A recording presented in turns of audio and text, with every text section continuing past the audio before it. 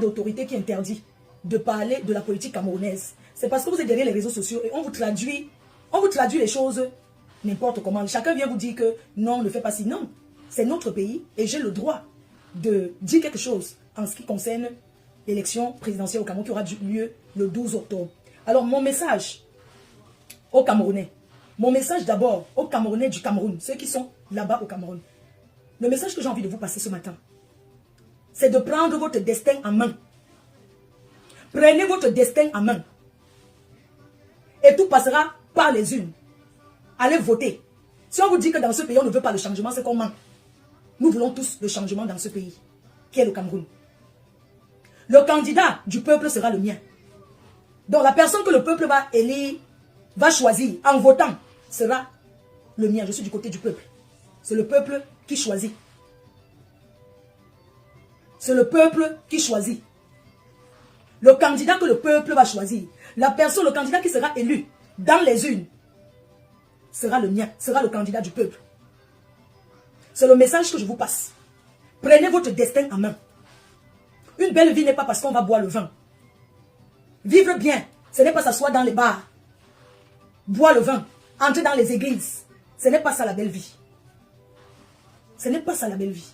Et sachez que nous, en diaspora, on ne peut que vous dire d'aller voter.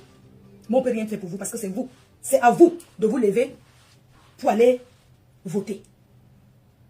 Les votes, ce n'est pas derrière les réseaux sociaux. Ce n'est pas derrière Facebook qu'on passe les directs sans pièce d'identité et puis on raconte du n'importe quoi. C'est de se lever. Comment vous allez soutenir les gens autour de vous? C'est leur donner l'argent du taxi. Parce que ces personnes-là au Cameroun sont tellement bêtes, qui vendent l'avenir de leurs enfants avec les kilos de riz et les kilos de maquereau et les kilos de viande. Bientôt, vous allez entendre qu'on partage la viande. Tu vas manger un jour, demain tu vas manger quoi? Pourquoi vous regardez seulement ce que vous mangez là? Vous allez entendre bientôt. On est en train de partager le riz à Bébanda, ils vont courir, allez prendre. Demain, on partage le savon, ils vont courir, allez prendre. On est en train de partager le kilo de viande. Je comprends parce que vous avez faim. C'est la famine. Je ne peux pas vous dire que ne prenez pas. Vous avez faim. Prenez. Mangez, mais allez voter votre candidat que vous avez choisi dans votre cœur. Le candidat que vous allez penser que c'est ce candidat qui fera mieux.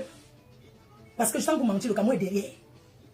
Quand tu voyages comme les nous, quand tu étais dans d'autres pays en Afrique, tu comprends que le Cameroun n'évolue pas. Au Cameroun, il n'y a pas de route.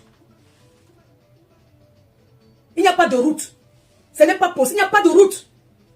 Quand je suis au Cameroun la dernière fois, j'ai demandé que je suis passé vers la route de l'Omisport. J'ai dit que mais ce n'est pas la route qui était arrangée pendant la canne. Ce n'est pas la route qui était faite. On me dit que mais c'est la même route. Je dis que mais comment la route est déjà comme ça? On me dit que non, on avait fait ça, il n'y avait pas les carnivaux. Il n'y avait pas de carnivaux, il n'y avait pas de rigole. Donc comme il pleut, il n'y a pas de rigole, la route s'est déjà gâtée. C'est-à-dire le genre de goudron là, c'est-à-dire que c'est un goudron bracata. Alors ces personnes qui prennent l'argent de notre pays, soit disant qu'ils font les routes, ils font la route 2 mois après, c'est déjà gâté. Ce ne sont pas des personnes qu'on doit encore les laisser là, je suis désolé. Comment on peut refaire encore une route qu'on a fait pendant la canne? Sans rigole. Est-ce qu'on fait une route sans rigole? Quand il va pleuvoir, sans les canalisations, s'il n'y a pas de rigole, quand il va pleuvoir, l'eau va aller où? Ça va rentrer au goudron. C'est là où tu vois que la route est déjà foutue. Je t'ai dépassé. J'ai demandé que mais les grosses voitures qu'on voit ici partout là, est-ce qu'ils passent sur la route? Dites-moi, les gens là, qui sont en haut là, ces gens-là passent sur la même route ou bien ils ont une route privée. On dit qu'ils passent toujours là. Donc quand ils passent là, les secousses, tu peux les secousses là, ça les secoue ici. Mais comme ils sont dans leur grosse 4x4 là, peut-être qu'ils ne ressentent pas la même chose que toi, qui est pauvre, qui est dans le taxi. Alors voilà pourquoi on dit que on demande le changement. Parce que quand on fait mal, tous ces gens-là qui signent les marchés, ils font mal les travaux, on doit récupérer cet argent. On doit le récupérer. Il n'y a pas de que la pitié avec. On doit le récupérer. Donc le nouveau Cameroun sera le Cameroun où on ne laissera plus les gens faire du n'importe quoi. Ici en été, il y a les trous en France en route, oui, les nids de poules. Mais les impôts qu'on paye, c'est pour ça. Les impôts qu'on paye, c'est pour faire les routes. On doit arrêter la corruption dans ce pays. Pourquoi on doit arrêter la corruption? Parce que même celui qui gagne le marché des routes là, quand il gagne son marché des routes, le contrat qu'il signe là, ce n'est pas ça qu'il va utiliser. Apparemment, on prend encore l'argent sur ça. Donc il va faire avec ce qu'il a. Donc en fin de compte, tu comprends que tu ne peux même pas l'en vouloir. Lui qui a gagné le marché des routes, il a signé peut-être 10 milliards. Et dans les 10 milliards, il doit d'abord enlever le 3 milliards du choco. Plus si les charges et compris. Donc il va l'acheter le moins cher parce que son argent qu'il a en main, ça ne lui permet pas de faire le bon travail. C'est ce genre de corruption qu'on doit combattre. On veut le changement. On veut le changement dans ce pays. Le changement, ce n'est pas pour une tribu. Le changement, ce n'est pas pour Un autre Camerounais, le changement, c'est pour tous les Camerounais. Parce que quand tu prends la route pour aller à l'ouest, quand tu tombes dans les nids de poules là, les voitures tombent en panne partout. C'est la route de tous les Camerounais. Ce n'est pas la route d'une tribu. Donc arrêtez de dire que tel. Arrêtez de dire le professeur Maurice ne sera jamais président. Il peut être président si le peuple vote pour lui. Pourquoi vous choisissez en disant que tel ne sera jamais président? Je suis désolé. Hier, toute la nuit, j'ai regardé un peu sur le taux. J'ai vu qu'il y a 83 candidats. J'ai vu les candidats, donc au Cameroun, moi je ne savais pas qu'il peut y avoir autant de candidats. Donc ça veut dire que je pouvais me lever. Avec mes abeilles, je pose ma candidature. C'est ça. Mais j'ai vu les candidats là-bas, j'ai rigolé hier. Toute la nuit, j'ai dit que quoi? Donc la personne qui va aussi diriger le Cameroun. Dans tout ça là, c'est le professeur Maurice Kamto que vous avez vu. C'est Cabral que vous avez vu. Vous parlez encore trop de qui là? On ne parle pas des anciens gens. Nous voulons voir un autre visage. Parce que, vraiment, quand on a un patriarche c'est quelqu'un qui agit. Quand on a un patriarche, on aimerait que le patriarche vive dans son pays, go au village les week-ends, marche un peu derrière la maison, le champ des ananas, regarder les poules, regardez, c'est bien parce que même les Kassan qui sont ici vont en retraite. Les Kassan qui sont ici, quand ils sont à la retraite en France, je crois que c'est 63 ans ou 62 ans, ils vont en vacances, ils rentrent en Algérie, même au Maroc, qui n'aimeraient pas être bien dans son pays.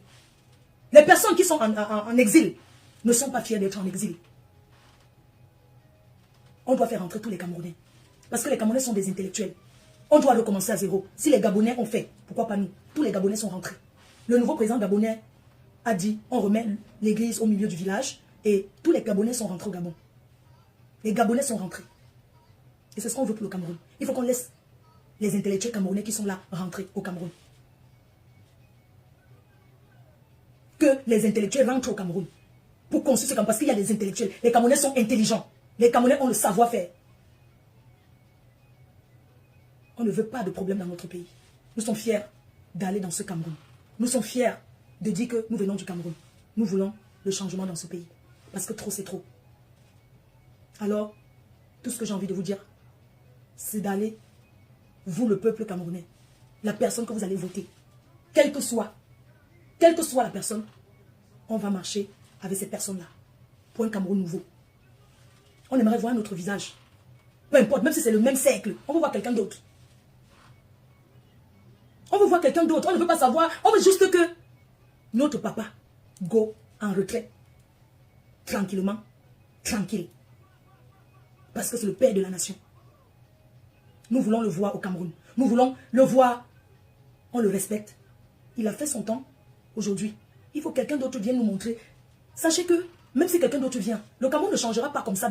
C'est pas comme ça, même si c'est n'importe qui que vous choisissez. Il faut être patient. Sachez qu'il y a beaucoup à faire. Il y aura beaucoup à faire dans ce pays.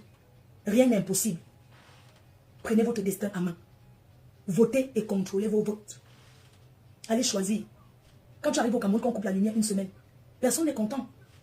Quand tu achètes ta viande, tu n'as rien, mais tu mets au frigo. Le petit commerçant qui a la boutique, qui achète ses trucs, qui met au frigo. On coupe le frigo. On coupe comment on appelle là? La lumière. Comment tu fais? Ça te fait mal. Nous voulons que les choses se passent légalement et bien.